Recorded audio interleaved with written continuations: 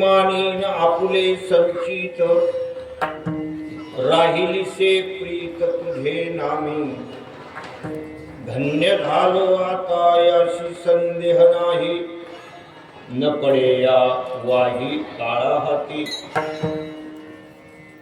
ब्रह्मरस करू भोजन पंगती ब्रह्मरस करू भोजन पंगती संतांचे संगती सर्व काळ धन्य झालो आता याशी संदेह नाही न पडे या वाही काळा हाती तुका म्हणे पोट धालेची न धाये तुका म्हणे पोट धालेची न धाये खादलेची खाये आवडीने धन्य झालो आता याशी संदेह नाही न पडे या वाही काळा हाती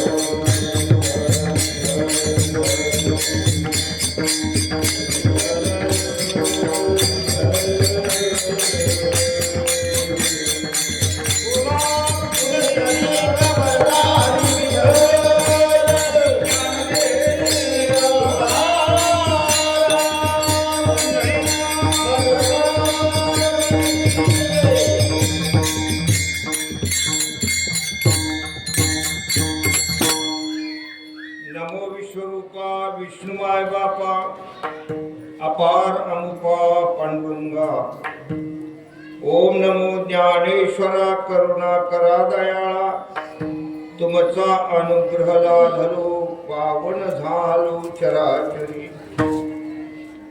शरण शरण एकनाथा पायी माथा ठेवेला नका पाहू गुण दोष झालो दास पायाचा मंगल भावन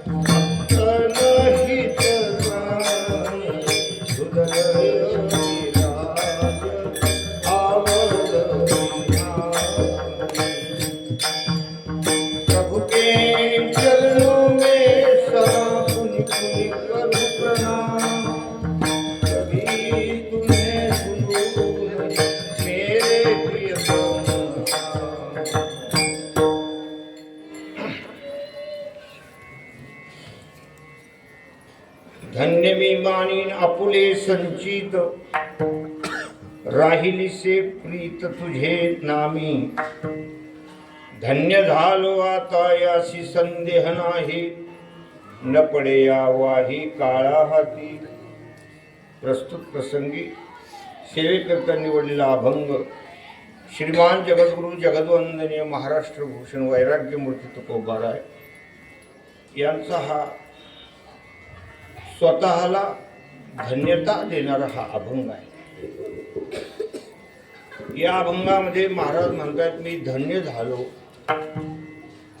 माझं संचित धन्य आहे. ही जी धन्यता देत आहेत महाराज, असं महाराजांना जीवनामध्ये काय घबाड सापडलो की महाराज स्वतःला धन्य म्हणतात. आपण स्वतःला धन्य कधी म्हणतो, काही घबाड सापडलं तर. आपली धन्यता कशामध्ये? एखाद्याला जर लॉटरी लागली तर धन्य झालं मोठा.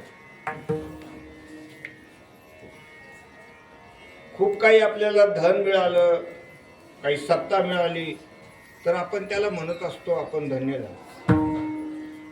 पण जगद्गुरु तुकोबारायांची ही धन्यता प्रापंचिक अंगाने जर बघितलं तर धन्य म्हणण्यासारखं त्यांना प्रपंचातलं कुठलंच घबाड सापडलेलं नव्हतं. उलट त्यांचं घबाड जिकडं तिकडं. तुकोबारायांच्या जीवनामध्ये सुरुवातीला असलेली जी श्रीमंती होती, महाराजांची खूप श्रीमंती होती, कारण ते चांगलं घराणं होतं. त्यांचे जे पूर्वज होते परंपरेमध्ये चांगलं होतं त्यांच्याकडं.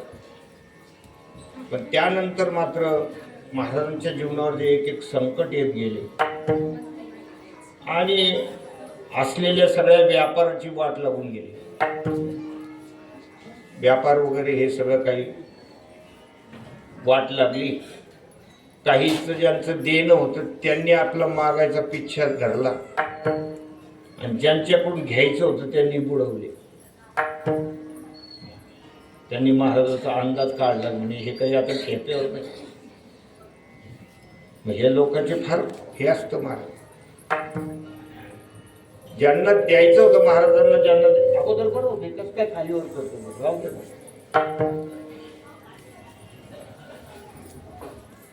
आणि मग झालं काय, महाराजांना विरक्ती निर्माण झाली. अरे अगोदर चांगलं होतं, इको वगैरे काही देऊ नको. बरीच लोक त्याला तोंड लावून गातात, तोंड लावून बोलतात. ते काही गुलाबजामुन आहे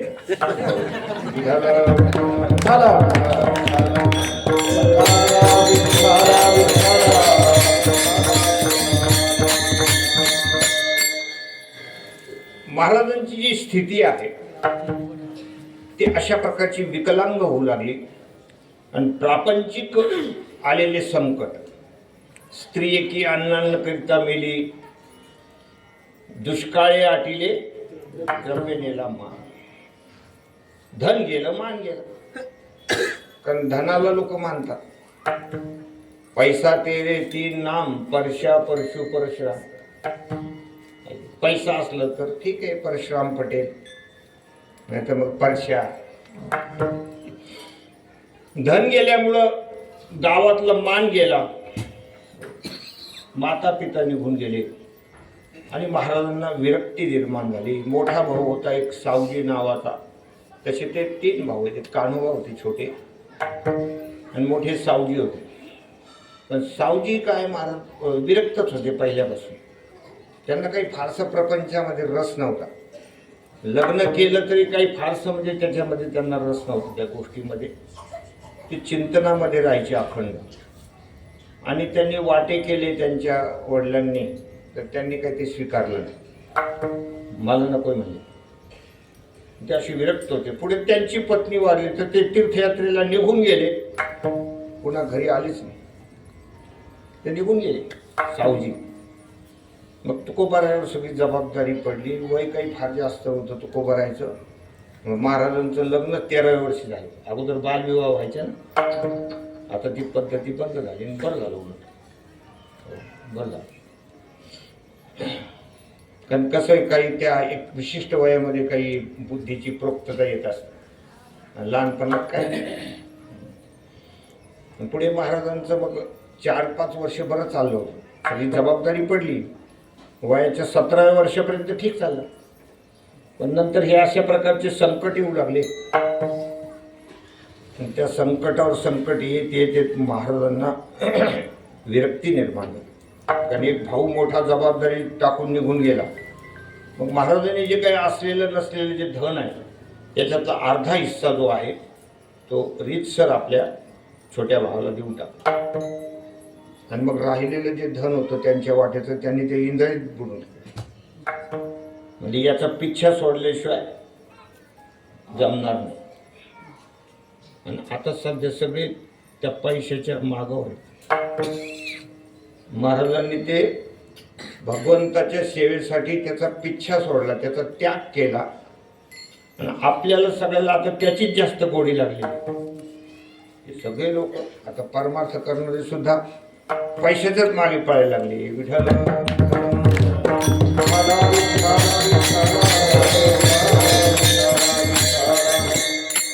म्हणून महाराज भगवंताचं चिंतन करू लागले.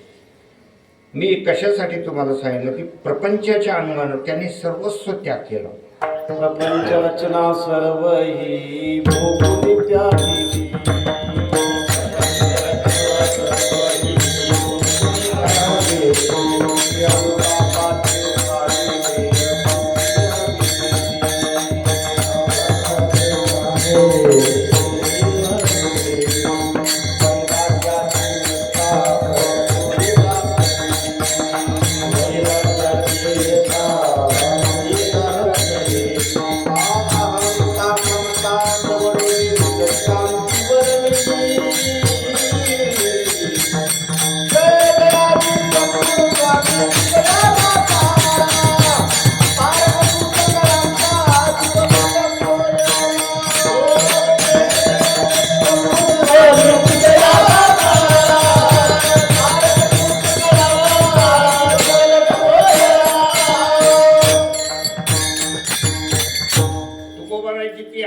प्रपंच रचना सर्वही भोगडी त्याग.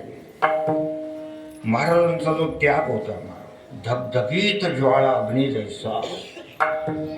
विवेक असेल, नुसतं वैराग्याला काय किंमत आहे, उगाच आपले निघाले. ते अगोदर जाणून की प्रपंचाचा त्याग कशासाठी करायचा. म्हणून विवेकासहित वैराग्याचे बळ धगधगीत अग्नी ज्वाळ जैसा. अशा पद्धतीनं महाराजांनी तो त्याग केलेला आहे की या प्रपंचामध्ये आपल्याला भगवत दर्शन होणार नाही, म्हणजे याचा त्याग करावा लागेल. आणि महाराजांनी त्याग केला. आणि मग भामचंद्र डोंगर, पुढे घोरड्या डोंगरावर भंडारा डोंगर वगैरे. आता मी काही दिवसापूर्वी भंडाऱ्याला जाऊन आलो. तिथे ज्यावेळेला वर गेलो त्यावेळेला सगळे लोक म्हणायला लागले, महाराज इथं कसं येत असतील भाऊ. आपण तर 4 व्हीलरनं थकलो, 4 व्हीलर गाडीनं जाऊन सुद्धा थकलो. महाराज इथे कसे येत असतील. यालाच तर त्याग म्हणतात ना. आपण भोगी माणसं आहे, आपल्याला भयंकर कंटाळा येतो, आपण कंटाळून जातो. थोडं काही झालं की माणसं परिश्रम. महाराजांनी पाहिलं की त्यागाशिवाय भगवत प्राप्ती होणार नाही. कारण गीतेमध्ये सुद्धा आहे ते त्यागात शांती प्रणंतर. त्याग आहे तर शांती आहे. आणि आता सध्या तुम्ही थोडंसं अवलोकन करून बघा. कोणी गायनाचार्य असेल, मृदंगाचार्य असेल, कीर्तनकार असेल, भागवतकार असेल, हे सगळे जिथे दुःख आहे, ज्या धनाच्या मागे दुःख आहे, ज्या धनाच्या मागे 15 अनर्थ आहेत, त्या धनाच्या मागे जास्त धाव आहे. जसं आता एखादा बाजार असतो बघा, बैलाचा वगैरे बाजार असतो. ह्यो केवढ्याला दिला, तो केवढ्याला दिला. तसं आता सगळे असे बाजार ठरवले जातात. तुम्ही काय घेणार हप्त्याचं. ते म्हणजे मला एकच दिवस सवड आहे, एक चाल म्हणली, एका चालीचे बोला.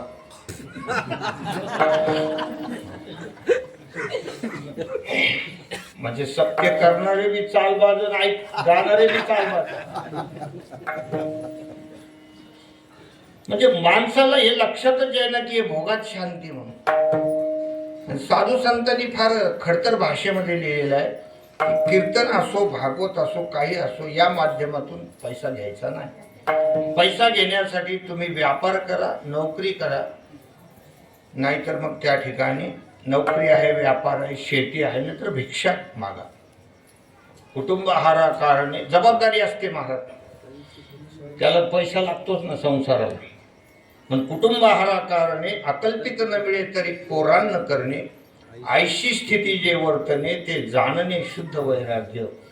ऐशी स्थिती नाही ज्यासी तो कृष्ण प्राप्ती कैशी त्यासी, या लागी कृष्ण भक्ताशी ऐशी स्थिती असावी. या स्थिती वेगळा जाण कृष्णी मिळू पाहे तो अज्ञान, तो सकळ मूर्खांचे अधिष्ठान, लटिके तरी आन देवाची. नाथ महाराज म्हणतात मी देवाची शपथ घेऊन सांगतो, जर या व्यतिरिक्त कोणी या परमार्थामध्ये चाल केली तर तो सगळ्या मूर्खाचा मूर्ख म्हणे.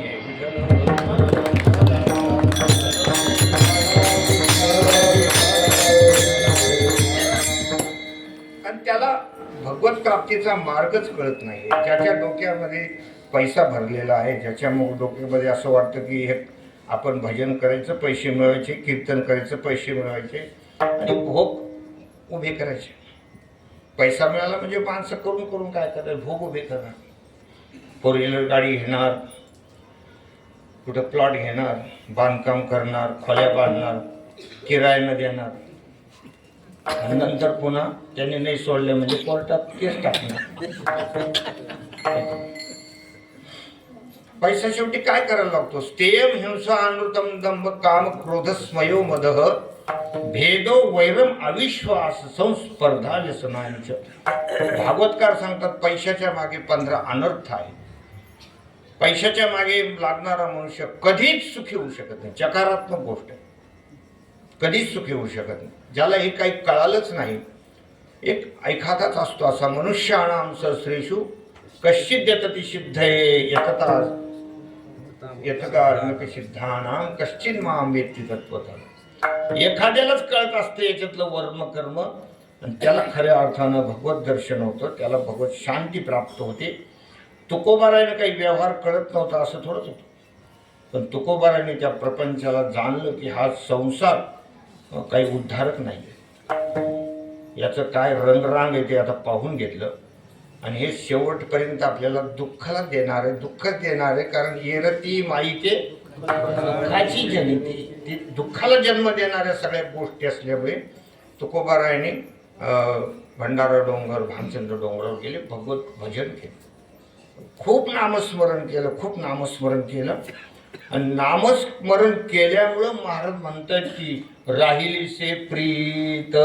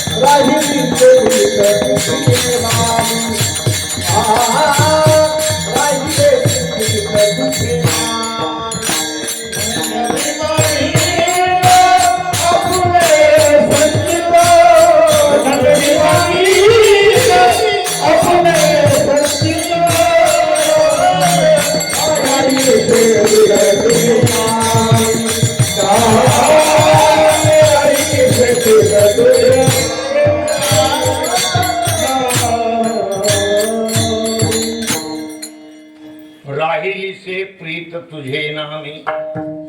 तो पहिला टोक आपण नंतर बघू. धन्य मी मानीन आपुले संचित.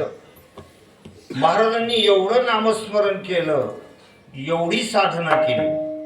आमचे वडील सांगायचे, आदरणीय प्रातस्मरणीय भक्तराज महाराज, ते म्हणायचे तुकोबारायने एकनाथी भागवताचे 1000 पारायण केले. खानपानाची चिंता सोडून दिली, पोटाला भेटो ना भेटो. ते जिजाबाई आणायच्या, त्यांच्या पत्नी ज्या होत्या ना त्या भयंकर भयानक पतिव्रता म्हणतात त्याला. अति भयानक शब्द चांगला होता आणि अति अशा प्रकारचं पातिव्रत्य धर्म होतं की एवढे ते काबड कष्ट करून अगोदर हाताने ते दळण आणायचं करायचं जात्यावर एवढं सगळं करून लेकरा बाळा जेव घालून नंतर महाराजांना त्या जेव घालायचं जिथे असतील तिथे कोणत्याही डोंगरावर जात होते. मला तर कधी कधी वाटतं तुकोबारापेक्षाही काकण पुढे एवढं कोण भेटणार आहे आता. हाई एखाद्याला भेटलेली हा कोणी उभा भेटली असेल तर मी त्याच्या पाय पडतो.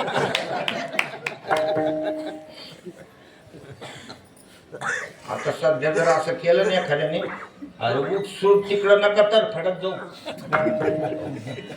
असं काही पण बोलत.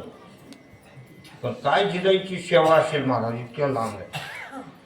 मी विनोदानं सांगत असतो एक मनुष्य दुपारच्या वेळी 12-1 वाजता तर घरी निघाला पळतच निघाला. त्याचा मित्र भेटला म्हणजे लय पळत चालला लय घाई म्हणजे जेवायचा. बरोबर आहे म्हणला तुला जावंच लागेल वेळ झाली तुझी पत्नी वाट बघत असत जायला. तसं नाही म्हणजे मला जर उशीर झाला तर ती वरवरची भाजी खाऊन घेतली मला मग असं खेरखार खावं लागत नाही. एवढी सेवा ते जिजाबाईची केवढी सेवा असेल महाराज. तुकोबाराला जेव घातल्याशिवाय त्या जेवत नव्हतं अशी त्यांची स्थिती. महाराजांनी एकनाथी भागवताचे कितीतरी पारायण केले ज्ञानेश्वरीचे पारायण केले महाराजांनी. सततम कीर्तन कोमा सातत्यानं नामस्मरण करत करत करत महाराज म्हणतात माझ्या अंतःकरणातलं असं जे प्रेम आहे ते प्रेम त्या नामावर जडलं. राहिलीशे म्हणजे मुक्काम केला तिथे. आपण काय म्हणतो तुम्ही अमुक गावाला गेले होते तुम्ही परत कम नाही तिथंच राहा. पाहुण्याचा खूप आग्रह झाला ते म्हणले राहिलो तिथेच राहा. तसं माझ्याकडचं जे अंतःकरणातलं प्रेम आहे ते नामस्मरण केल्यामुळं त्या नामावर जडलं. कारण नाम आणि नामी याच्यामध्ये भेद नाही. बीज आणि फळ हरीचे नाम. नाम म्हणजे नामी म्हणजे तो परमात्मा आणि नाम वेगळं नाही महाराज. उलट नाम भगवंतापेक्षाही काकणभर श्रेष्ठ म्हटलेलं आहे. कहो कहा लगी नाम बढाई राम रस कही नाम गुण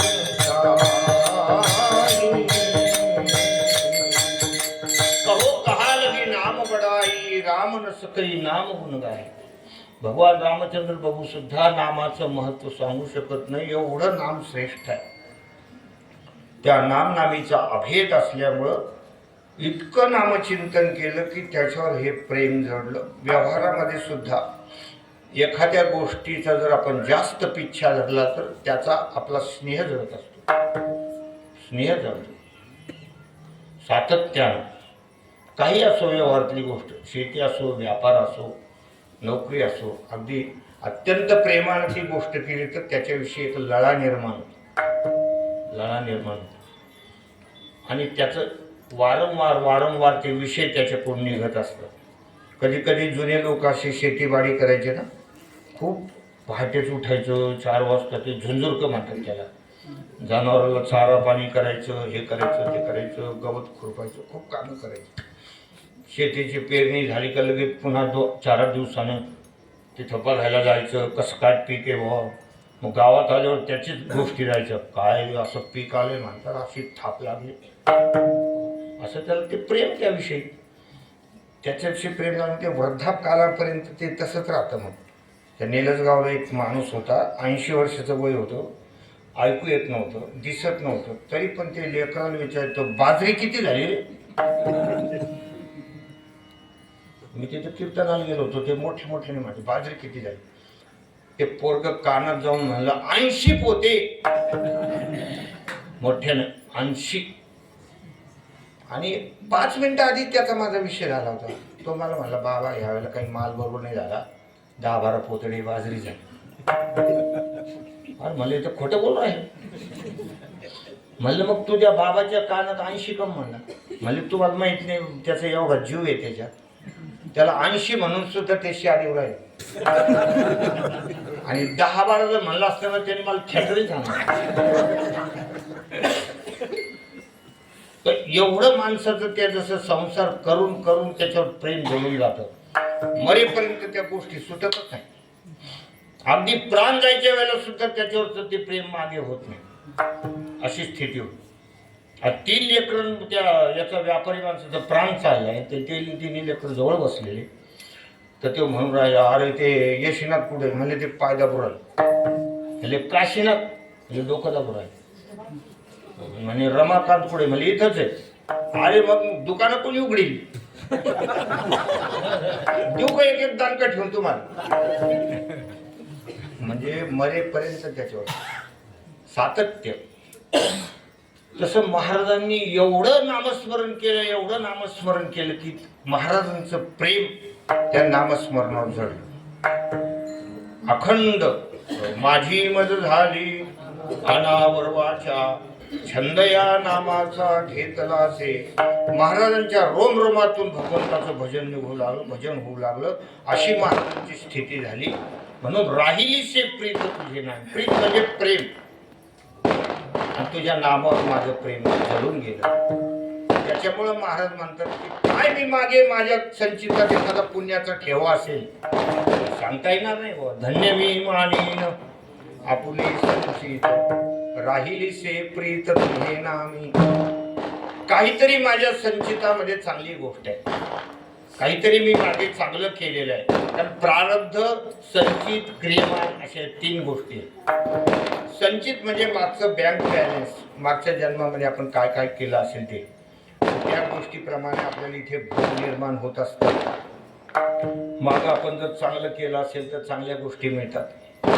एखाद्याला जर सुंदरता मिळाली, मुलगा असो मुलगी असो, सौंदर्य असलं, त्यांनी मागच्या जन्मामध्ये सोनं दान केलं. सुवर्ण दान केलं म्हणजे काय होतं? सुंदरता प्राप्त होते. मग करीत जा. रोज एखादा तोळा द्यायचा. म्हणजे महाराज तुम्ही लाख 1.5 लाखाच्या गोष्टी करून राहिले. रोज 1.5 लाख द्यायला काय अमेरिका नाही. असं काही गोष्टी सांगितलेल्या. मागच्या जन्मात काही केलेलं असलं तर इथं ते आपल्याला दिसून येतं. भोगज आणि जे केले पूर्वजन्मीचे, पुढे आपल्याला चांगल्या गोष्टी भोगायला मिळाल्या. एखाद्याच्या आयुष्यामध्ये असं असतं महाराज, त्याला काहीही काम करावं लागत नाही, त्याला सगळ्या गोष्टी मिळून जातात. सगळे मिळून जातात, त्याला काहीच करावं लागत नाही. आमचे आजोबा होते, रोहिलागडला राहायचे. ते आयुष्यात त्यांनी इकडचं तांबे तिकडं पण नाही केलं. आणि सगळ्यात टॉपमधली व्यवस्था त्यांची होती कुटुंबामध्ये. सगळे त्यांच्याकडे लक्ष द्यायचे. उठल्यापासून तुम्ही नाश्ता केला का, तुम्ही जेवण केलं का, आणि कामाचा पत्ताच नाही, काहीच करत नाही. शेती होती, शेतीत जात नव्हती. त्यांचे दुसरे भाऊ होते, ते मरमर करायचे, दुकानदारी करायचे, शेतात जायचे. आणि ते आपले बसले विचारायचे, भुईमुगाचे शेंगा आले का? ते म्हणे हा आल्या ना दादा, आल्या ना दादा. अरे आल्या काय म्हणतो, पोतभर आण. मग ते पोतभर शेंगा आणायच्या, एक गुळाची भेली मागवायची. रात्रीच्या वेळेला तुराट्या घ्यायच्या, भल्या गल्लीमध्ये आपल्या शेंगा भाजायच्या. कोणाला म्हणायचं, या रावसाहेब, या तात्या, या मामा, खा शेंगा. काम काहीच करायचं नाही, आणि स्वतः तर खायचं पुऱ्या गावाला. पण कोणी काही त्यांना बोलत नव्हतं, सगळे आदर करायचे त्यांचा. त्याचं कारण मागच्या जन्मात काहीतरी केलं असं. मी तर कधीच पाहिलं नव्हतं त्यांना कोणी बोलवलेलं की हा माणूस बसूनच हे काही उद्योग करीत नाही, आणि नाही तेवढे खर्च करून ठेवतो. काही पण आलेलं कोणाला असं दूधच देऊन टाकायचे. घरात असलेलं दूध भला मोठं तांबे भरून देऊन टाकायचे. आणि मग कोणी काही म्हणत नव्हतं. ते म्हणजे घरात एवढं मोठं दूध आहे, काय करतो ठेवून. ते उलट त्याचे उपकार टाकले हो, ते मागायला आलो असं ते म्हणायचे. नाही तर काय झालं असतं या दुधाचं, फाटलं असतं. ते घरातल्या लोकांना त्या गोष्टी पटायच्या. अरे बरोबर बोलू लागले, बरोबर बोलू लागले. ते मागच्या जन्मातल्या गोष्टी असतात. इथं तुम्हाला काय भेटतं ते मग ते संचित आहे. ते तुकोबाराय म्हणतात की काय माझ्या संचितामध्ये मी केलं असेल, काय साठा असेल, की त्याला मी धन्य धन्य म्हणतो, की धन्य मी मानीन आपुले संचित, राहिली से प्रीत तुझे नामी. कारण महाराज हे संचित जे आहे ना, हे तुमच्या आमच्यात मागे असं नाही, जडाच्या मागे सुद्धा आहे. संचिताप्रमाणे जडाची सुद्धा वाट लागत असते. आता हे मडकं आहे, मडकं हे जड आहे की नाही, मडकं, पण त्या मडक्यात सुद्धा फरक आहे. एखादं मडकं आहे ना, ते आपल्या मस्तपैकी त्याच्यामध्ये काल्याचा प्रसाद दिला मडक्यामध्ये. एखादं मडकं म्हातारं थुकायला घेतं, ते बिड्या उडीते, त्याला उठता येत नाही. कधी कधी खेड्यापाड्यात आपल्याला पाहायला मिळतात, एखादं मडकं इथं राहू द्या मला थुकायला. मडकं तेच, एक गेलं थुकायला, एक आलं काल्याकडं, आणि एक मडकं राम बोलो भाई राम, ते प्रेताच्या समोर चालतात. एक मडकं म्हणजे त्याच्यात सुद्धा काय आहे, जडामध्ये सुद्धा फरक आहे, जडात सुद्धा आहे या गोष्टी. आता जड आहे बघा, दगड जड आहे. एखाद्या दगडाची मूर्ती होते तर तिथं लोक अभिषेक करतात, पाया पडतात, त्याच्यातला एखादा तुकडा उरला लांबचा त्याची फरशी बसून जाते, त्याची फरशी होऊन जाते समोर. आणि लई लहान लहान दगड आहे, त्याचा तर काही पण उपयोग आहे, ते काय खरं नाही. ते अशा प्रकारचं जडामध्ये सुद्धा आहे. केले प्रारब्धाने वाटे, त्याचं प्रारब्ध आहे. तसं मागच्या याच्यामध्ये आपलं काय आहे, त्यावेळेला ह्या सगळ्या गोष्टी घडत असतात. म्हणून धन्य मी मानीन आपुले संचित. महाराज म्हणतात माझ्या संचिताला मी धन्य धन्य देतो. त्याचं कारण माझ्या संचितानं माझ्या प्रपंचाकडे बघण्याची माझी जी दृष्टी ती बदलून टाकली. या दुःखमय असलेल्या प्रपंचामध्ये इथे आपण आता थांबायचं नाही, कारण हा शेवटपर्यंत आपण इथे जर थांबलो तर हा शेवटी आपल्या पदरामध्ये दुःख देणार. हात व पाच मेळावा शेखी अनुसरेल पंचत्वा, देवेळी केला के दिवसावा शिनो आपुला. एवढी रात्रंदिवस मरमर करून करून करून आपण एवढा मोठा पैसा उभा केला, बंगला उभा केला, शेती उभी केली, पण ज्या वेळेला आपल्या शरीरातून प्राण जाणार त्यावेळेला त्याची काय विल्हेवाट, ते सगळं आपल्या डोळ्यासमोर फिरत राहतं की आता कसं होईल. पोरं तर काही बरोबर नाही. लेकरं हो, मी हे म्हणून हे सगळं चाललंय, उद्या जर माझे डोळे झाकले तर तुमचं कसं होईल.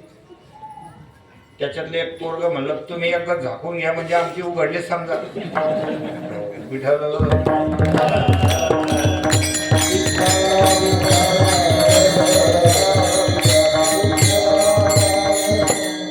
महाराजांच्या त्या अभंगाकडे बघा, महाराज जे धन्य धन्य म्हणतायत त्याचं कारणच असं आहे की खूप हे संचिताला धन्यता द्यावी तेवढी कमीच आहे महाराज.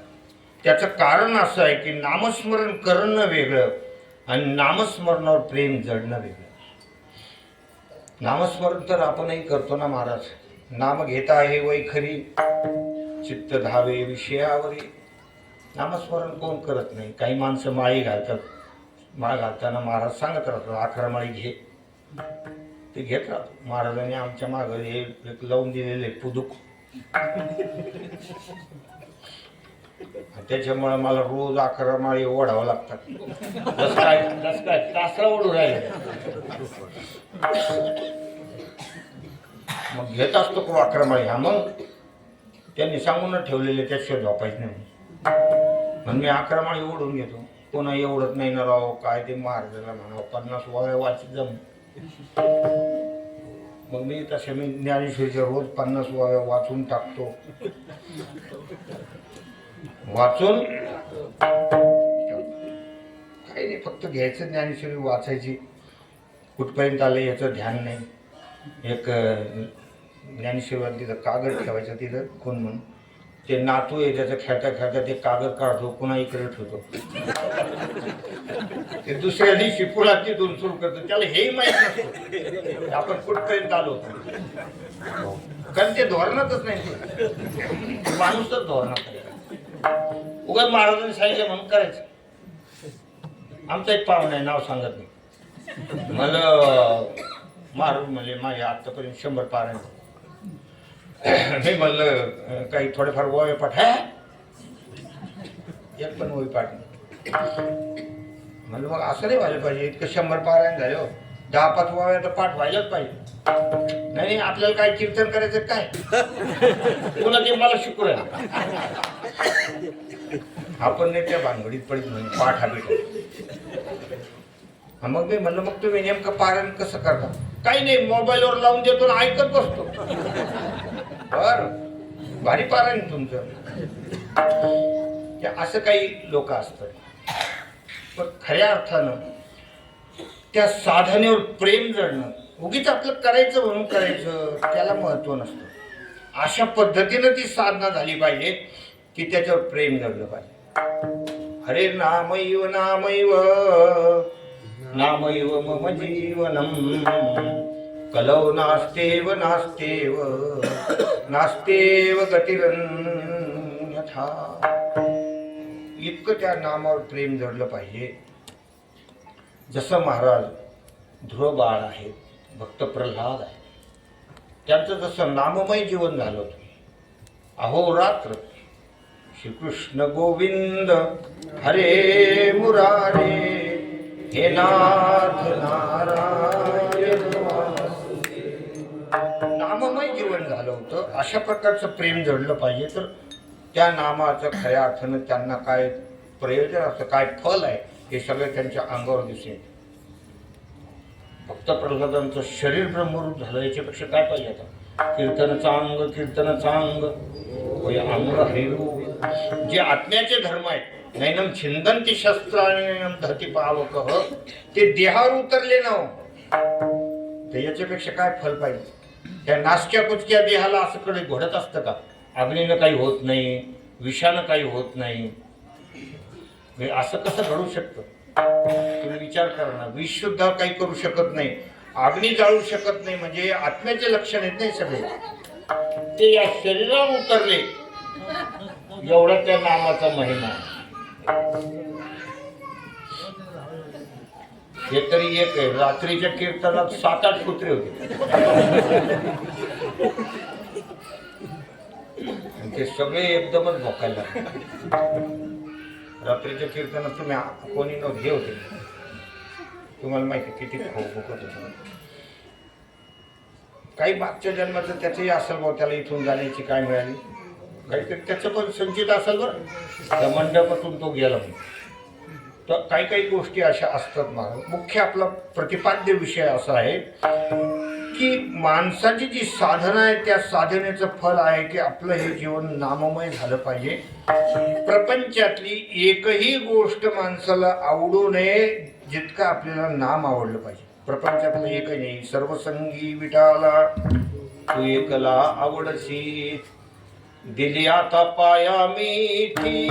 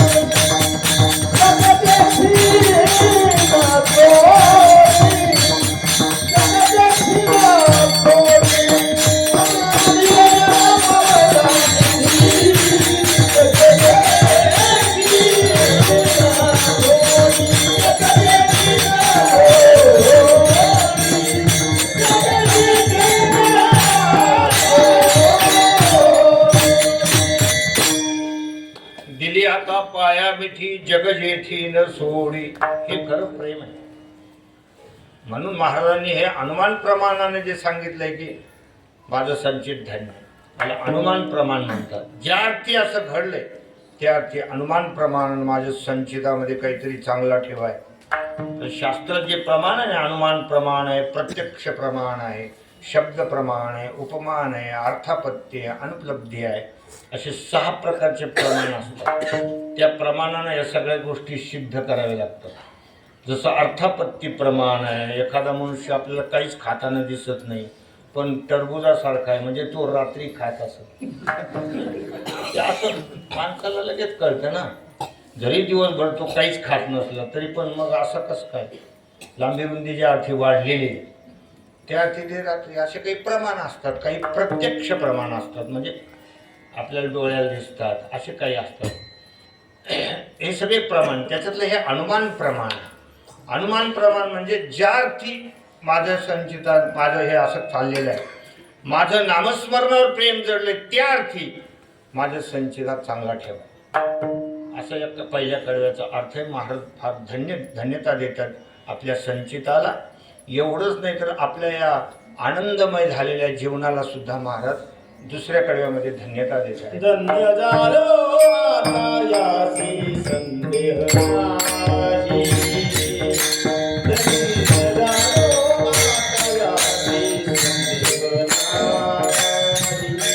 धन्य झालो आता यासी संदेह नाही. धन्य झालो आता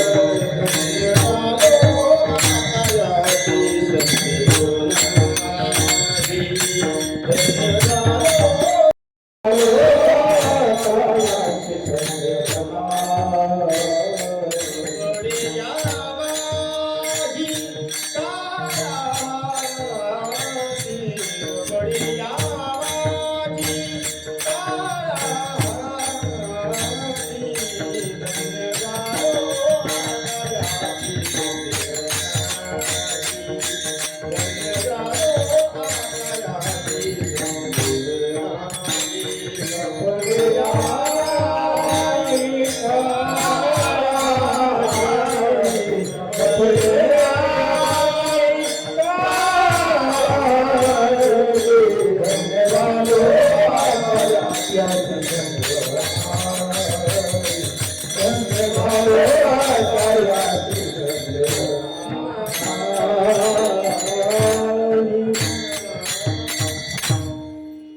धन्य झालो आता यासी संदेह नाही, न पडे या वाही काळा हाती.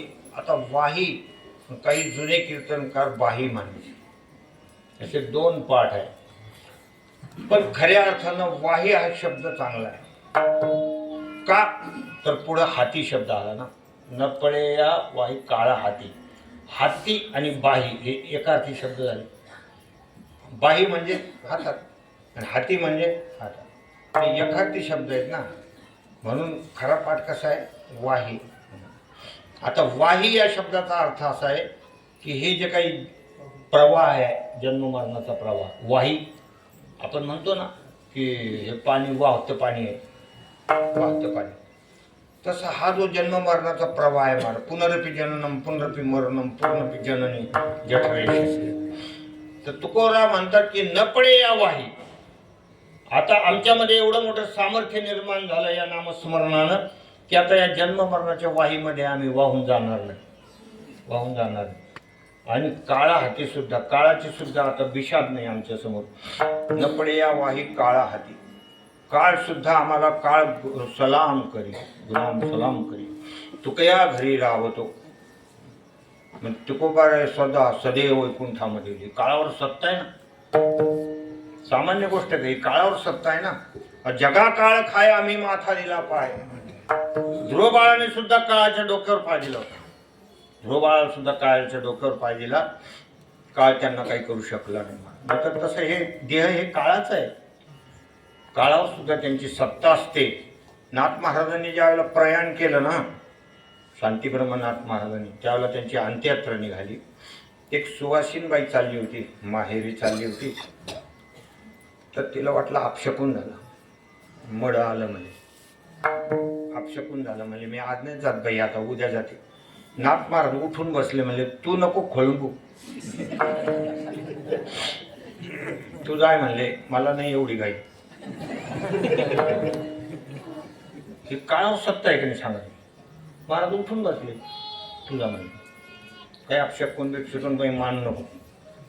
ते खांद्यावर येणारी चकितच झाली. बापरे, अवघडच काम आहे. दुसऱ्या वेळेला पुन्हा महाराजांनी देह ठेवला, तर पुन्हा अंत्ययात्रा निघाली. तर जे खांदेकरी होते ना, ते विद्वान ब्राह्मण होते, ते त्यांनी सांगितलं एवढे मोठे नाथ महाराज, एवढं मोठं वाङ्मय केलं, पण शेवटी आमच्याच खांद्यावर चालले ना. कोणाला कशाचा अभिमान, कोणाला कशाचा अभिमान, शेवटी आमच्याच खांद्यावर चालले ना, असा अहंकार झाल्याबरोबर नाथ महाराज म्हणले, ए त्या म्हणले खाली लई याच्यात येऊ नका म्हणले, झाकीमध्ये मी पाहिजे आपलं मायाच खांद्यावर चालले, मायाच खांद्यावर चालले. महाराज म्हणले मी आता नाही जात, म्हणजे पायी जातो म्हणजे. आणि मग शेवटी कसे गेले, पायी गेले. हे काळावर सत्ता आहे ना. नकडे या बाही काळा ती हा काळ. हा ते थोडस वेगळीकडे जाईल. धरीला मनी विठ्ठल आहे ते, तो आपल्या जीवनातला नामस्मरणानं नामचिंतनानं चाललेला काळ आहे तो. आणि हे काळ म्हणजे प्रत्यक्ष मृत्यूवर जय प्राप्त करणं, मृत्यूवर प्राप्त करणं जय, त्याला काळ म्हणतात. अशा प्रकारचा हा काळ आहे की नाथांनी सुद्धा त्या काळावर सत्ता मिळवली, जगद्गुरु तुकोबारांनी काळावर सत्ता मिळवली. अशा प्रकारचं हे सामर्थ्य असतं, काळावर सत्ता आहे. महाराज समर्थ रामदास स्वामींच्या कारकिर्दीमध्ये असा एक मनुष्य होता एका गावामध्ये की त्याने काही रिद्धी सिद्धी प्रसन्न करून घेतला. आणि त्या रिद्धी सिद्धीच्या बलावर तो लोकांना फार त्रास द्यायचा, छळ करायचा. रिद्धी सिद्धीच्या बलावर कोणाला काही शाप द्यायचा, कोणाला काही पण बोलायचा. त्या गोष्टी त्याच्या खऱ्या व्हायच्या, कारण त्याला ते रिद्धी सिद्धी प्रसन्न होत्या. ते समर्थ रामदास स्वामींच्या कानावर आलं तर ते म्हणले चला त्या गावाला जायचं आपल्याला. त्या गावाला गेले. नदीच्या अलीकडे एक तळ ठोकला, तिथे आपल्या पर्णकुटीमध्ये महाराज राहिले. आणि मग एका शिष्याला सांगितलं तू भिक्षा मागायला जा. तो शिष्य गेला. गावामध्ये काही चांडाळ चौकडी बसली होती. त्यांनी सांगितलं तुला एकदमच एकच मनुष्य चांगली भिक्षा देईल, त्याचं घर दाखवेल त्या माणसाला. लोकांना माहीत होतं हे बेकार माणूस आहे. पण हे वट्यावर बसलेले लोक काही धडाचे नाही राहत. ठरलं नाही सांग, खेड्यापाड्याचे कुच्चर वट्यावर बसले जाते ना, ते असेच डोके राहते. मग ते गेलं तिथं, त्यांच्या दरवाज्यावर गेलं त्या माणसाच्या, लगेच समोर मोठ्याने म्हणला ओम समर्थाचे सेवका वक्रपा हे, जगी भूमंडळी असा कोण आहे, जयाची लीला वर्णिती लोक तिन्ही, नुपेक्षी कदा रामदासाभिमानी, जय जय रघुवीर समर्थ. त्या माणसाचं डोकं फिरलं ना. तो म्हणला माझ्यापेक्षा कोण समर्थ झाला, माझ्यापेक्षा कोण समर्थ आहे, समर्थाची सेवका वक्रपा आहे असं कोण लागून गेला. म्हणजे माझ्यापेक्षा मोठा. रागा रागात आला आणि त्या पोराला दिला शाप. म्हणजे आज रात्री 12 वाजता मरणार नाही, तुला शाप दिला. त्या पोराला काही वाटलं नाही, म्हणजे असं कोणी बोलत राहत नाही. मग तो आला, मग महाराजाकडे आला. स्वामी समर्थ रामदास स्वामींना सांगितलं असाची घटना घडली बुवा, एक माणसाने मला शाप दिला. काय म्हणला म्हणजे रात्री 12 वाजता. समर्थ रामदास स्वामींनी सांगितलं मग तुझा अध्याय आवडला म्हणा. त्याची ती तपश्चर्या झालेली, म्हणले तुझा खेळ संपला. आता महाराजांनी, गुरु महाराजांनी असं सांगितलं तर त्याचं धाबदान आणलं. कोणाला मरावं वाटतं का. आणि अचानकच मृत्यू ना, त्याचं काही वय नाही, ते वय कमी होतं ना, अचानकच मृत्यू.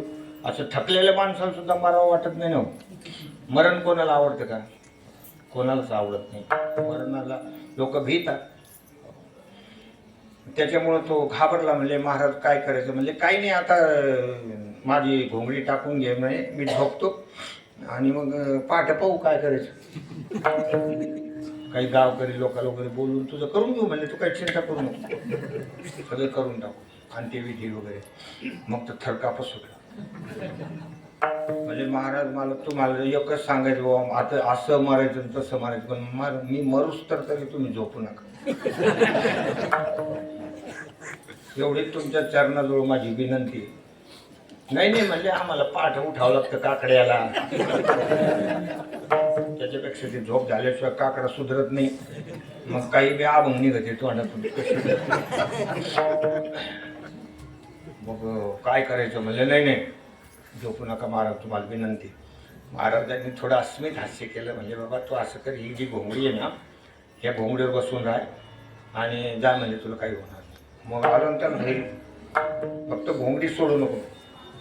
ते बसलं घोंगडीवर आणि मग ते आलं मग त्याचा टाईम 12 वाजता बरोबर यमदूत आले आणि ते यमदूत म्हणायला लागले ए इकडे. तर यमदूताची हिंमत नाही ना घोंगडीला हात लावायची. ते घोंगडी येऊन इकडे घेतो म्हणजे त्याला एकदा नाही पोरा इकडे, म्हणजे तुम्ही या नाही बसा ना. मी घोंगडीने सोडणार नाही, घोंगडी सोडणार नाही, तुम्ही या म्हणले आपण इथं बसून गप्पा. त्यांची हिंमत आहे का त्या घोंगडीला हात लावायची. समर्थ रामदास स्वामीची घोंगडी होती. नाही महाराज ते गेले निघून आणि सांगितलं यमधर्मांना, म्हणजे बाबा गिऱ्हाईक आपलं होतं, यादीवर नाव होतं, पण त्या घोंगडीचं काही जाता येईना. ते घोंगडीवर बसले. यमधर्माला वाटलं काहीतरी युक्ती करावं लागलं. यमधर्मानं त्या लेकराच्या आई वडिलाचं रूप घेतलं. म्हणून आले म्हणले बाळा तुला भेटायला आलो रे आम्ही. म्हणले मग इथं या ना बाबा, तू आई आहे बाळाचे वडील, तर तुमचं जर एवढं प्रेम आहे लेकर होतं या घोंगडीवरून बसा ना. लांबून लांबून काय गप्पा आणले. मी तिकडे नाही येणार म्हणले, माझ्या स्वामीने सांगितलं की घोंगडी सोडायची नाही म्हणून. तर करू का लांबून देऊ का तर तू घोडी अजून थोडी लांबू का. गेले ते निघून. टाईम निघून गेला. सकाळ झाली. सकाळ झाल्यानंतर सगळं अनुभव सांगितलं त्याने समर्थ रामदास स्वामी सांगितलं तिथंच जायचं म्हणजे भिक्षा मागायला. त्याच माणसाकडून भिक्षा मागायची. तो मला महाराज त्याने त्या टायमाला तरी एक टाइम दिला 12 वाजता. आणि ते जर मला आत्ताच मरशील तर मग नाही हो म्हणजे मी नाही का. म्हणजे तुला काय करायचं जाय म्हणलं ना, जाय तिथं भिक्षा मागायला. तेव्हा मला जातो बा पण तेवढी घोंगडी पण द्या. ती घोंगडी दिली आणि ते केलं. त्या आधी घोंगडी आथरली तिथं आणि त्यांनी केलं सुरू. समर्थाच्या सेवका व कृपा हे जगी भूमंडळी असा कोण आहे. जयाची लीला वर्णिती लोक तिन्ही नुपेक्षिकादा रामदासाभिमानी. ते कालचा आवाज ऐकल्यावर ते आलं पळत आलं म्हणले जाय काही कर घोंगडी पाय खाली तुला काय भेटतो काय म्हणले. पण ते त्याचं झालं नव्हतं. ते आलं ते साष्टांग नमस्कार केला. म्हणजे महाराज आपण कोण आहात सांगा. एवढं काळावर तुमची सत्ता आहे, कोण आहात. म्हणले मी काही नाही, मी त्यांचा शिष्य आहे. म्हणजे महाराजांनी नदीच्या पलीकडे. तर तिथून लोटांगत घालत आलं ते समर्थ रामदास स्वामीच्या चरणावर पडलं. ते मान ही काळावर सत्ता आहे. न पडे या वाही काळा हाती. म्हणून महाराज म्हणतात धन्य झालो आता याची संदेह नाही. मी माझ्या जीवनामध्ये धन्य झालो याच्यात कुठल्याच प्रकारचा संशय नाही. कारण खऱ्या अर्थानं जे जीवनामध्ये घडायला पाहिजे मानवी जीवनामध्ये ते माझं घडलेलं आहे.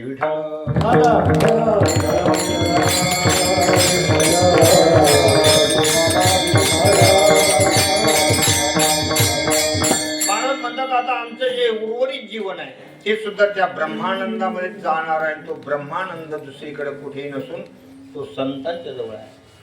खरा ब्रह्मरस ब्रह्मानंद संतांच्या संगतीमध्ये आहे. म्हणून तुकोबाराय म्हणतात ब्रह्मरस करू भोजन पंग.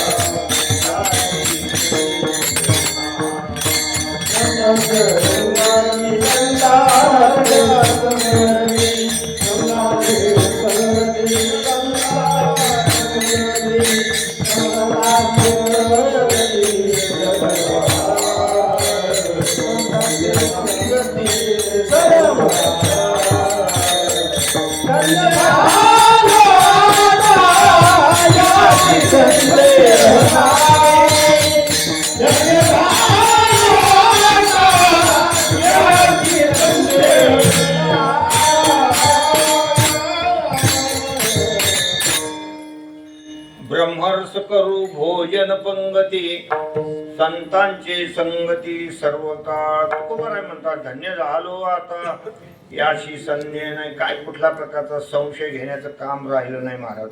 आणि संशय घेऊ नये. जे प्रेमानं नामचिंतन करणारे माणसं आहेत त्यांनी संशय घेऊ नये. एका जनार्दनी न घ्यावा निश्चयची होय हरिओ.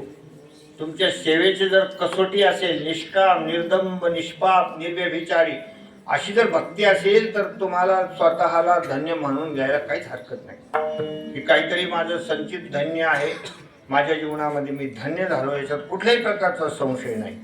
निसंशय अशा प्रकारची गोष्ट आहे.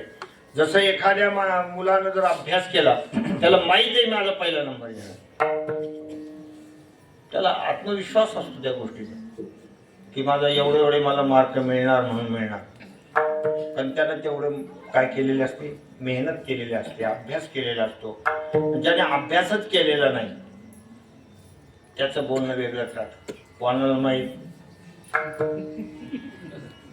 निघालो तर निघालो असे ते बोलत राहतात पोर. आणि मग निकाल लागला, पास झाला तरी म्हणतो लक केली. तरी त्याला असं वाटत नाही की खरंच चांगलं झालं म्हणून. लकी आपलं लक चांगलं आहे म्हणून, नाही तर काय खरं. कारण अभ्यासाची काही आवड नाही, काही नाही. आम्ही अभ्यास करायचो, गच्चीवर जायचं, चहाचं सामान घेऊन जायचं, स्टोव घेऊन जायचे. हे सगळं बाकीचं थाट जास्त राहतं अभ्यास करायला. गच्चीवर सगळं अंथरून पांघरून आणि मग सगळं चहा घ्यायचं. मग असं पडल्या पुस्तक वाचायचं. आणि ते पुस्तक कधी तोंडावर पडत होतं ते बी कळत. मग या अशा पद्धतीचा अभ्यास केल्यावर निकाल काय लागणार आहे? निकाल तसाच लागणार आहे ना. त्याप्रमाणे महाराजांच्या जीवनामध्ये असा परमार्थ होता का त्यांना माहीत होतं त्याचं काय फल आहे. ते आमच्या पदरी पडलेलं आहे. आणि आता जे आमचं राहिलेलं जे आयुष्य आहे ते सगळं आमच्या ब्रह्मानंदामध्येच जाणार आहे. आणि तो ब्रह्मानंद आहे संतांच्या संगतीमध्ये. ब्रह्मरस करू भोजन पंगती संतांचे संगती सर्व काळ. संतांच्या संगतीमध्ये ब्रह्मरसाचं भोजन असतं. ब्रह्मरस म्हणजे ब्रह्मज्ञान, ब्रह्मरस म्हणजे ब्रह्मानंद. सुखे सेवू ब्रह्मानंद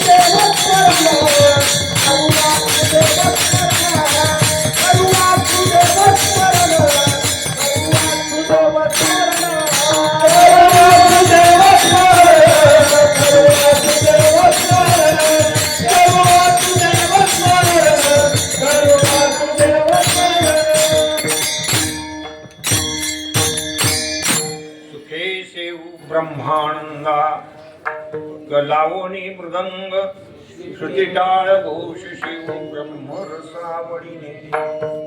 वारकरी संप्रदायाच्या कीर्तनामध्ये मृदंग विना टाळ एवढंच ते वाद्याचा वापर आहे.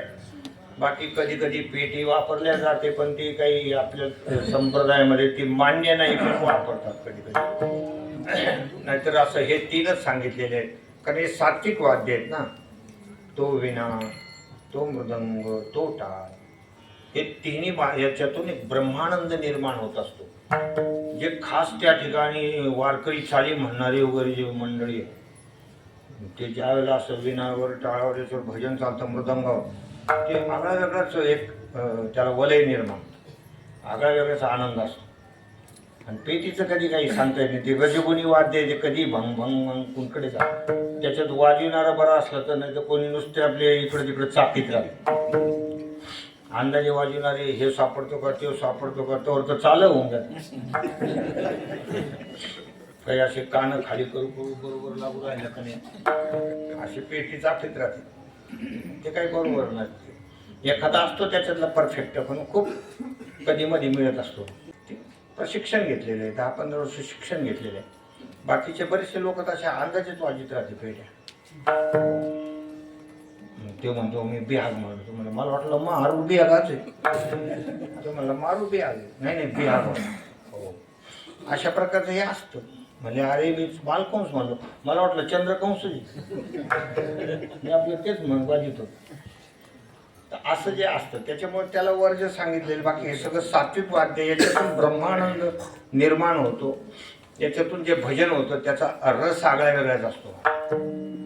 अगोदर आता हे सप्ताह होऊ लागले. अगोदर आम्ही लहान होतो त्यावेळेला गावोगावी हेच आनंद जास्त घ्यायचे. म्हणजे नामस्मरणाचा दिंड्या वगैरे राहायच्या. खूप भजन करायचे लोक, खूप आवाज राहायचे त्यांचे. हे पहाडी आवाजाचे लोक राहायचे. आमचे वडील काही 3 स्वरात कीर्तन करत होते. काही 3. आता कीर्तनकार तुम्हाला सापडणं मुश्किल आहे काही 3 मध्ये बोलणार. काही 3 स्वरामध्ये त्यांचं कीर्तन आहे. एकदा तर त्यांचं बदनापूरला कीर्तन झालं आणि घरी आल्यानंतर मी ते मेजरमेंट घेतलं, हे कोणत्या स्वरात. तर महाराज ते काही 4 स्वरात, काही 4 स्वरामध्ये त्यांचं कीर्तन होतं. ते सहज बोलत होते. आता काही 2 मध्ये सुद्धा महाराज लोकांना असं वाटतं की कसं काय कीर्तन पुरं होईल, म्हणजे शेवटपर्यंत आवाज पुरेल का नाही. त्याच्यात बी मग चालूच राहते. तर एवढं काही सोपं थोडंच येते. त्याची काय सेवा असेल. पण त्या मृदंगावर याच्यावर माय भजन चालायचं महाराज, काय त्यात चाली राहायच्या संप्रदाय. आता त्याच्यामध्ये थोड्याशा या सिनेमाच्या याच्या काय चाली आता मिक्स झाले. आता कोणी कोणी बसवतात, ठीक आहे, काही हरकत नाही. शेवटी त्यांना काय आता ते कुठलं तरी त्यांना शिक्षण घ्यावं लागतं. याला ही चाल कशाला बसवायची, ती चाल कशाला बसवायची.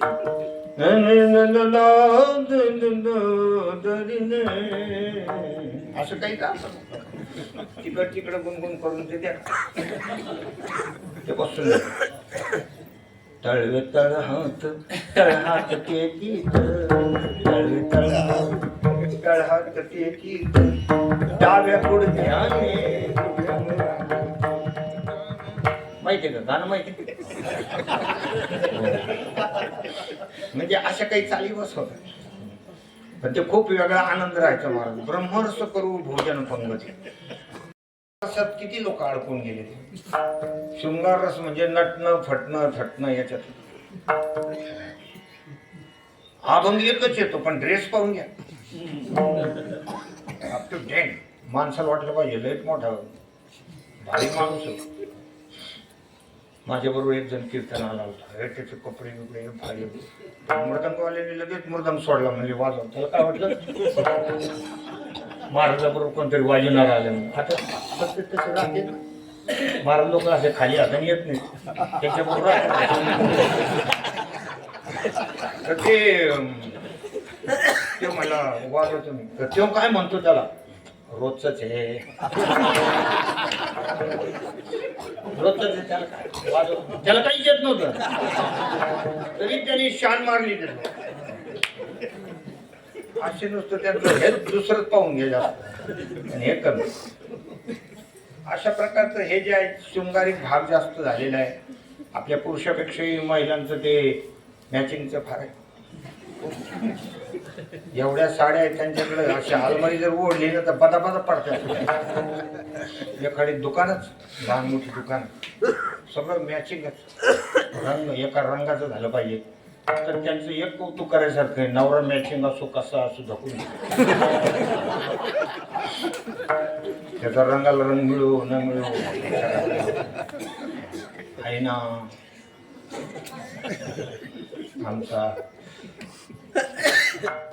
थकून घेते कसं बी असला असं रात्री लेझिम खेळत आला लेझिम खेळत आला तरी म्हणजे तुम्हाला माहित नाही ते पेल्यावर कोणाच नाही जात नाही तर एवढं डोकं भारी आहे त्यांचं असं तुम्ही लाखाने हिशोब सांगा पण एकदा पेले मग कोणाचे नाही तरी त्याचं कौतुकच चालू आहे मानावं लागेल या गोष्टी असं तर कौतुक करायचं म्हणजे काही साधी गोष्ट आहे तर हे सगळं असो हे शृंगारच जास्त माणसं वाहून चाललेले शृंगार रस हास्य रस आहे हसत राहायचं कोणत्याही गोष्टी काढायच्या हसत राहायच्या याच्यात कितीतरी वेळ निघून जातो खूप काही माणसाचा हसायचा नाद असतो माणसाला एवढा असतो की छोट्या छोट्या गोष्टीवर मोठ्या मोठ्याने हसतो मोठे मोठे हसतो असे काही विनोद बी सांगता येत नाही तरी ते हसणं विनोद पण सांगतोय आम्ही एकदा बीडला गेलो ते पाहुणं होतं ते बसलेलं ते म्हणजे तुम्हाला एक विनोद सांगतो आणि ते विनोद सांगतो म्हणलं ते स्वतः आधीच हसायला म्हणलं मग तू विनोद सांग मग हस ना अरे म्हणजे एक काय झालं होतं म्हणजे एक सिंह होता सिंह माहिती आहे म्हणजे मी तुम्हाला महाराज तुम्हाला माहिती आहे त्याला बिबटे म्हणते म्हणते मला माहिती आहे म्हणलं ते काय झालं म्हणले ते असं एक शेत होतं आणि ते पलीकडून निघालं ते बिबट्या इकडून दोन माणसं चालले ते नेमके ओसाड गेले तिकडून ते बिबट्या गपत बसले सांग ना पुढं लई भारी पण माझ्या झाला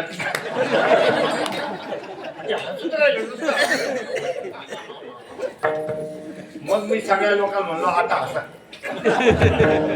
याच्या ध्यानात यायला पुढं काय मग असे काही लोक असतात काही हसण्याचे प्रकार काही माणसं नुसते हसताना थोडं मोठं करते पुन्हा झाकून दिलं वेगळे प्रकार काही स्मित हास्य करते तर काही किती हास्याचा विषय निघाला तरी असं तोंडावर दिसूनच देत गंभीर राव असतात काही असे अनेक प्रकार आहेत त्याच्यामध्ये म्हणजे शृंगार हास्य करुण रस आहे विध रस आहे रौद्र रस आहे असे अनेक प्रकारचे रस आहे भयानक रस आहे भीती वाटली पाहिजे असे लोक काही आम्ही चाललो होतो आमुष्याची रात्र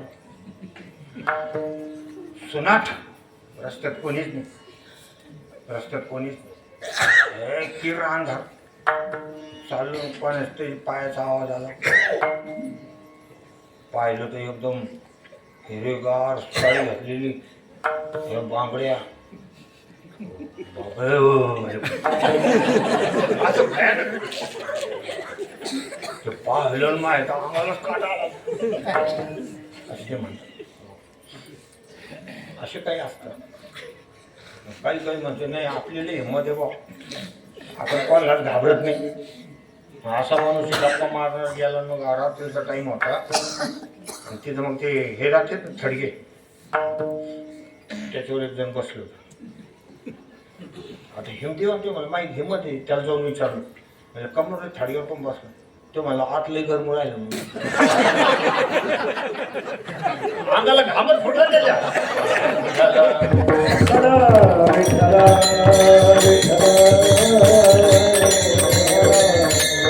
असे भयानक रस आहेत काही अद्भुत रस आहेत आचार रस आहेत अनेक गोष्टी आहेत सगळ्यात श्रेष्ठ रस असला तो ब्रह्म तो माणसाच्या चित्ताला स्थिरता देणारा आनंद देणारा त्याला ब्रह्मानंद म्हणतात ते भगवत साक्षात्कारच आहे आणि तो दुसरीकडे कुठेच नाही ब्रह्मरस करू भोजन पंगती संतांचे संगती सर्व जिथे संत आहेत तिथेच ब्रह्मरस तुम्हाला भेटणार इतर मार्केटमध्ये बाजारामध्ये वेगवेगळ्या प्रकारचे रस आहेत त्या रसात काही रस नाही ते दुःख देणारे आहेत पण हा खरा रस आहे ते आम्ही संतांच्या संगतीमध्ये सर्व काळ सेवन करीत आहोत तुकोबाराय म्हणतात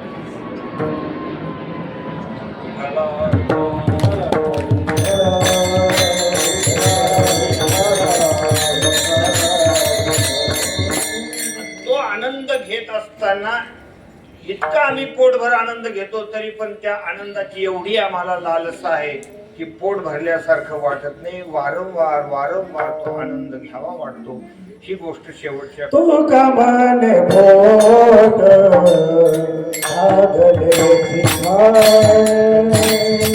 कमल पोट गाय गाय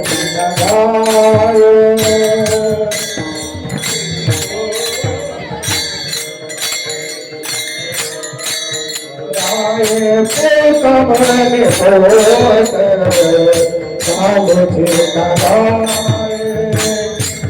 कमल पोट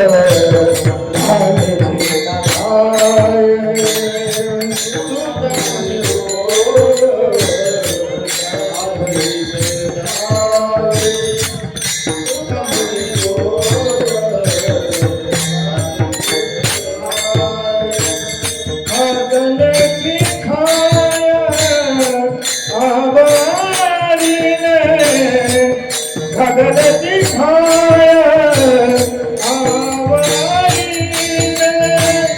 धन्य धन्य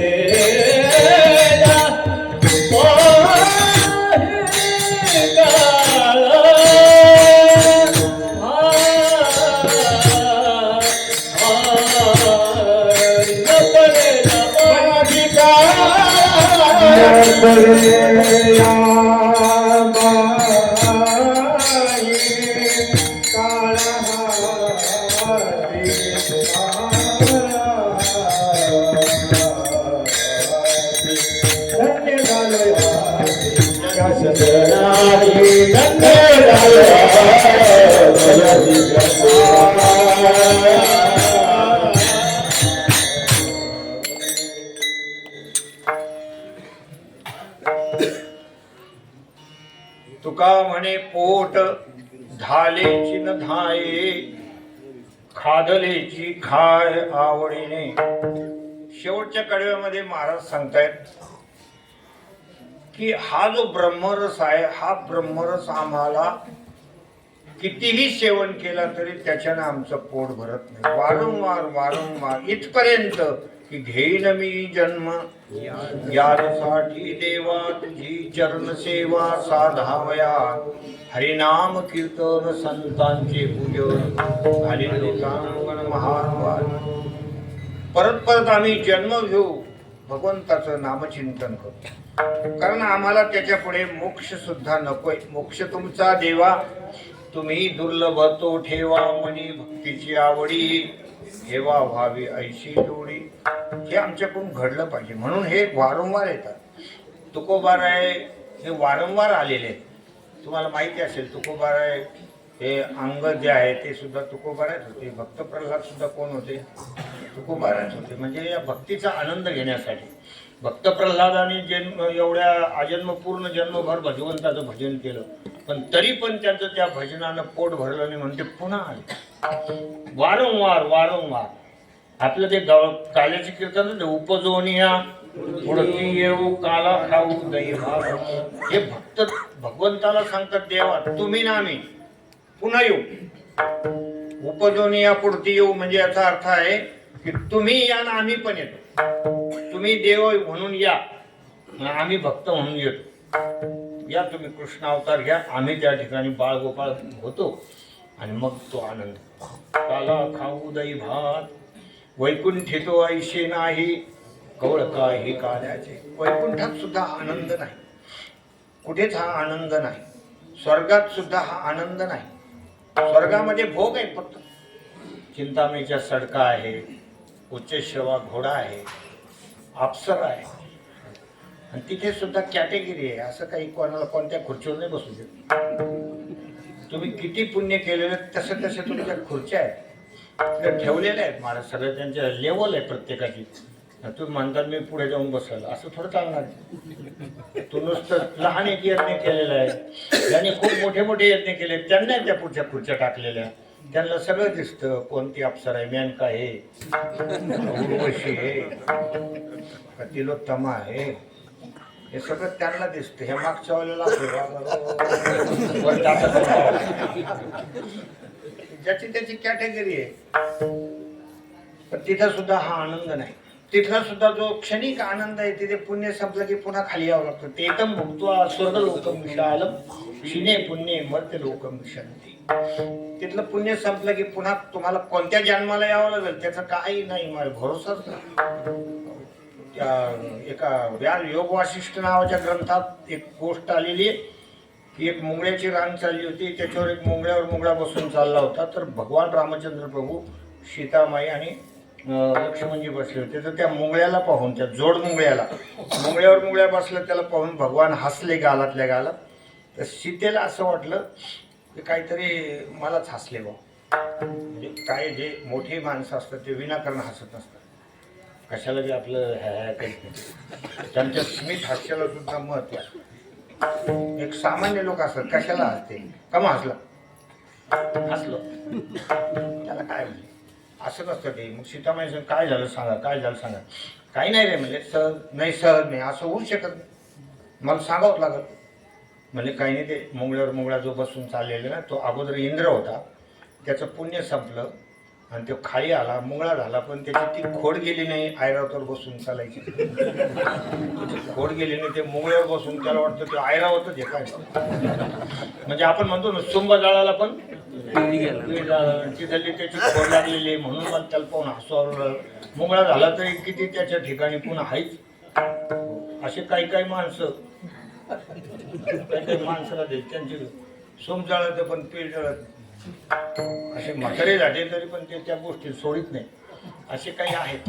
असो, पण या ठिकाणी जो प्रतिपाद्य विषय आहे की महाराज म्हणतात की हा जो रस आहे हा आनंदाचा रस आहे, हा रस आनंदाचा, करा बहुशाही नामाचा, अशा प्रकारचा हा रस आहे. वारंवार वारंवार आम्ही जन्म घेऊन याचा आनंद घेऊन आमचं पोट भरत नाही. तुका म्हणे पोट धालेची न धाय, धालेची न धाय म्हणजे पोट भरण्याचा प्रयत्न करतोय तरी पण पोट भरत नाही, असं तो धाले शब्द आहे.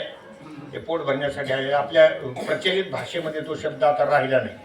धाले, धालो म्हणजे पोट भरलं. अगोदर जुन्या काळामध्ये असे काही काही शब्द होते, ते आता मावळून गेले. अगोदरचे शब्द होते महाराज, झाला का जेवणाचा वखूद, तो वखूद शब्द आता कोण वापरतो?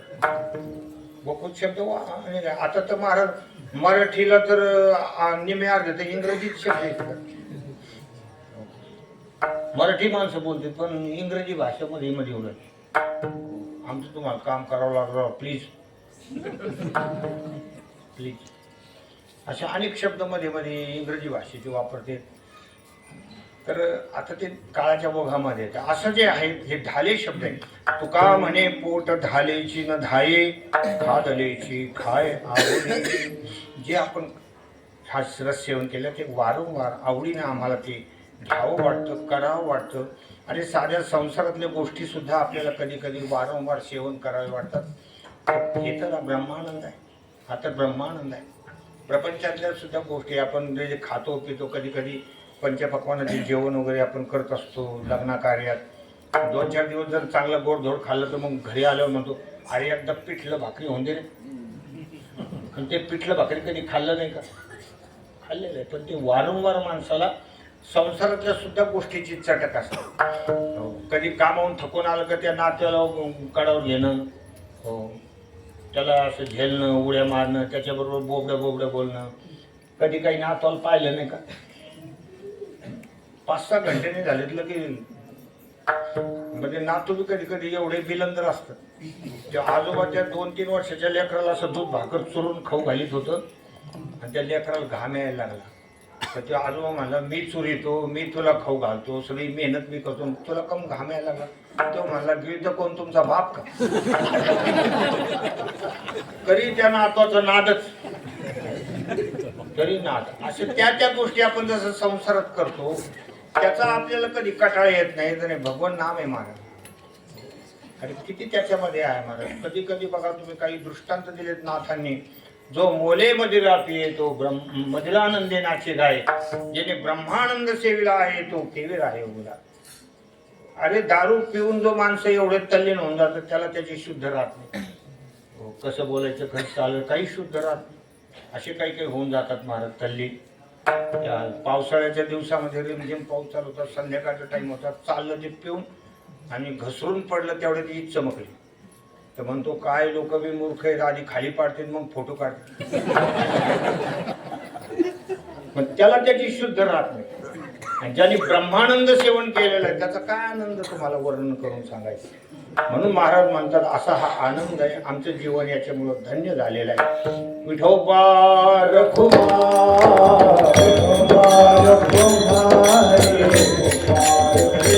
जय जय विठोबा रखुमार, विठोबा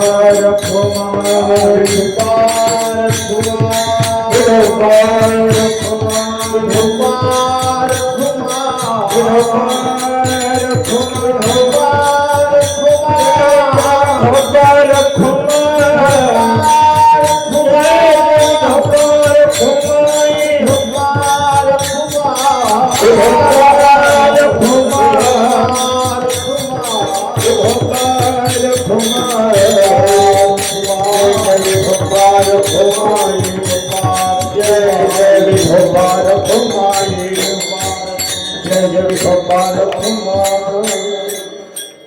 ज्ञानेश्वर महाराज ज्ञानेश्वर मावली महाराज मावली जय जय ज्ञानेश्वर मावली महाराज मावली तुकाराम